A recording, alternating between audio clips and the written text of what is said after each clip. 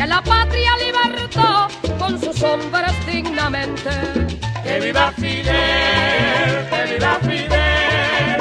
¡Que viva Fidel y la bandera cubana! Did you ask help from the U.S. or Canada? What we want is only the sympathies of their people and the neutrality of their government. Or Canadians with you? Yes, we have several Americans with us, not any Canadian. We should like, as a symbolic representation of that wonderful country, would you like to invite some young Canadian to fight for Cuban freedom? But remember, they ought to get with them that Stern machine gun so good that you, the Canadian, make. In 1994, the Premier of Nova Scotia, a guy called John Savage, went to Cuba with a large trade delegation, about 25 trade people from Nova Scotia and New Brunswick. And I went along as his interpreter for meetings with Fidel and also with other members of his cabinet. The very first day we were there, we met in the Palace of the Revolution, and Fidel was there with his entire cabinet, Foreign Minister, Minister of Economy, Ministry of Construction, all the ministers of the industries that the Nova Scotian and New Brunswick business people would be interested in. And one of the people who had been on a delegation was trying to interest Cuba in buying some ferries that we used in Nova Scotia, between Nova Scotia and Prince Edward Island. And during the course of the evening, Fidel sort of made a couple of comments, and he sort of said, we can use the ferries from you. And he said, it's too bad though that the Canada is up there and the United States are down there, because if Canada was down there, we could have an even better relationship. The Canadians have been our firmest friends. What a pity though. Que en vez de estar Estados Unidos, aquí están that instead of being the United States so Canadá close, más lejos. and Canada so far Canadá no away, está en el lugar de Estados that it Unidos y wouldn't be all Estados the way Unidos un poco around. más The para allá. United States down, I mean Canada down here and the United States up there. He said, I've always put Canada-Cuba relations as the model to follow between two countries of very differing political ideologies. There is mutual respect. We have been friends together, and we differ on occasions on key matters, but we treat each other with respect, and that's the secret of our relationship. So this is the kind of model that I would love to emulate with every country. So he was very proud of the ties with Canada. And like in Canada, we find support too in the public opinion. Thousands of people shook hands with me in Canada. Many people are very nice people. We feel that very much sympathies with the people of Canada. Fidel Castro has taken a big delegation to visit Vietnam, and he was returning Cuba, but was forced to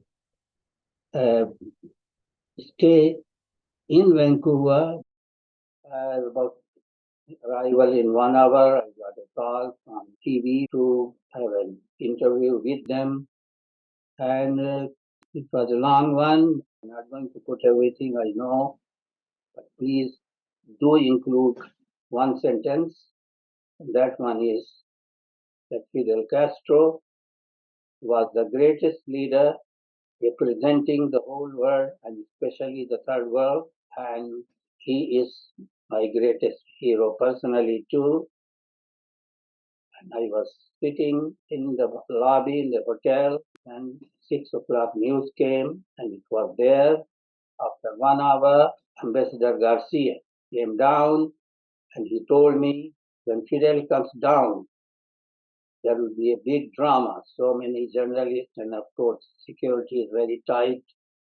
And this, once it is over, he would take him in the corner you and your supporter of CCFA, a few of them were with me, we would meet.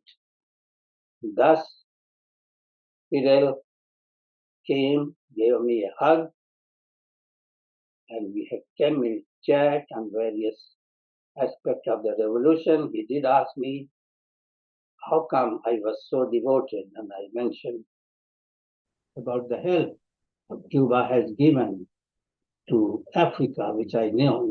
He was very happy, especially when I mentioned Cuban doctors has helped. So what I found in Fidel was that he has a great personality, affectionate, informal, and revolutionary. So a humble person like me, I had never met anybody like him, although I had met several revolutionaries. So to me, Fidel was not only a revolutionary, he was like electricity, and he could infuse even the sleeping one. That is my estimation about Fidel.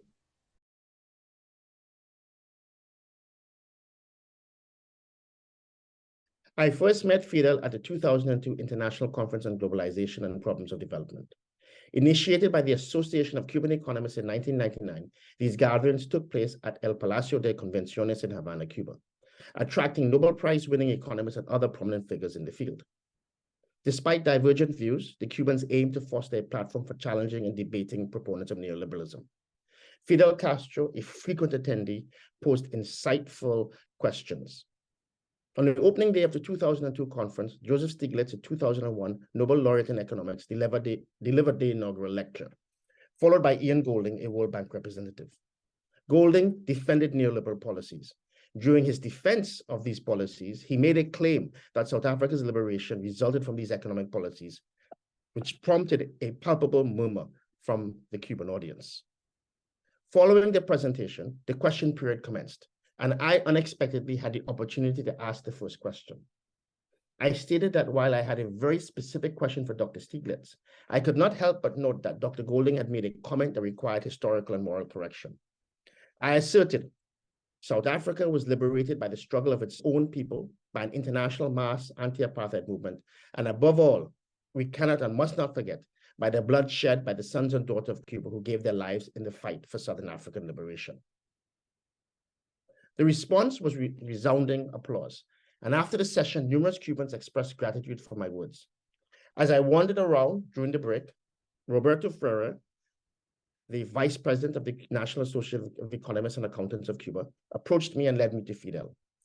Fidel warmly greeted me with El Canadiense, the Canadian, shook my hand, hugged me, and engaged in a 10 to 15-minute conversation as we walked back into the main meeting hall.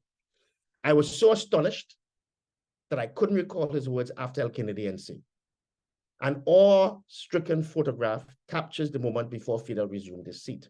I stand there, stunned, as I look at him, this tremendous individual who had made such a commitment to the world struggle, not only for social justice within Cuba, but internationally, as he sat down. I don't believe in heroes, but it's no doubt that Fidel Castro is a giant in history. Now, as I reflect on that event during that conference, I knew at the time that the Cubans present could correct the egregious statement by the official from the World Bank far more eloquently and forcefully than I. But as the gracious hosts and the humble people they are, they would not do so. They would not challenge and therefore embarrass someone who was an invited guest. Therefore, they refrained from challenging him. In Southern Africa, as many people know, Cuba's role against apartheid, in the struggle against apartheid, in the struggle for social and national liberation, has achieved almost mythic status in the annals of the liberation movement. Nelson Mandela perhaps epitomized the spirit best in his July 26, 1991 visit to Cuba, where in the presence of Fidel Castro, he declared, quote, "The Cuban people hold a special place in the hearts of the peoples of Africa. The Cuban internationalists have made a contribution to African independence, freedom, and justice, unparalleled for its principled and selfless character." He then further cast Cuba as a unique anti-colonial and anti-imperialist actor. Quote, "We in Africa are used to being victims of countries wanting to carve up our territory or subvert our sovereignty. It is unparalleled in African history to have another person rise to defense of one of us. Cubans came to our region as doctors, teachers, soldiers, agricultural experts, but never as colonizers." My recent book, Cuba, Africa, and Apartheid's End, Africa's Children Return, published by Lexington Books, seeks to deepen the knowledge and understanding and pay tribute to Cuba's unique dedication to Africa, particularly its significant contributions and sacrifices in the struggle against apartheid South Africa. In short, in the context of this struggle, the leadership of Fidel Castro was central. Indeed, he is a figure that not only looms large in the idea of creating a better world, but also as a Pan-African actor, also as a model of the international relations we want to see established globally. Was in November 2000. An important solidarity conference was organized in Havana. And after that, myself and other participants were invited to participate in a mesa redonda on Cuban TV, which we did. Fidel Castro was in the audience. I myself spoke about my experience regarding my 1997-98 book on elections and democracy in Cuba and how well it was received by American and Canadian audiences. After all of us spoke, Fidel Castro approached many of us, and to me he came and said, "This work that you're doing to oppose the disinformation regarding democracy and elections in Cuba is important. You have to keep on doing that." Of course, that is what I've been doing ever since. On this occasion, on the anniversary, I would like to mention 3 articles or speeches or reflections that Fidel carried out, which I think should be read and reread at this time. One is on the Magna, Aula, University of Havana, 2005, at a time when the corruption was very, very serious in Cuba. He made a very important speech about corruption and took specific actions in order to try and stop that, and very specific guidelines as well. What were they? I suggest that you Google, find that out. Magna Aula, 2005, Fidel Castro. The second important reflection that I remember, and I think that should be studied again, is what he said with regards to the Obama visit to Cuba. And what he said was, our brother Obama.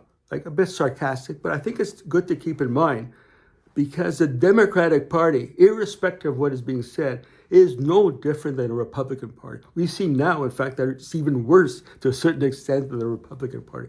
It's good to read again the insight that Fidel had with regards to Obama.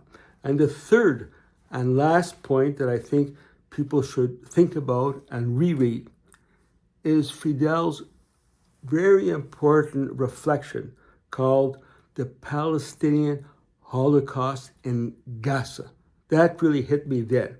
That's what has to be said. The Palestinian Holocaust on Gaza. Look it up, read it. I suggest it and also share it with your friends. Thank you. Como el pueblo sincero aplaudía entusiasmado, todos los psiquitrillados arrancaron el letrero. Y el pueblo después de un año repite, gracias Fidel. Y el pueblo después de un año repite, gracias Fidel.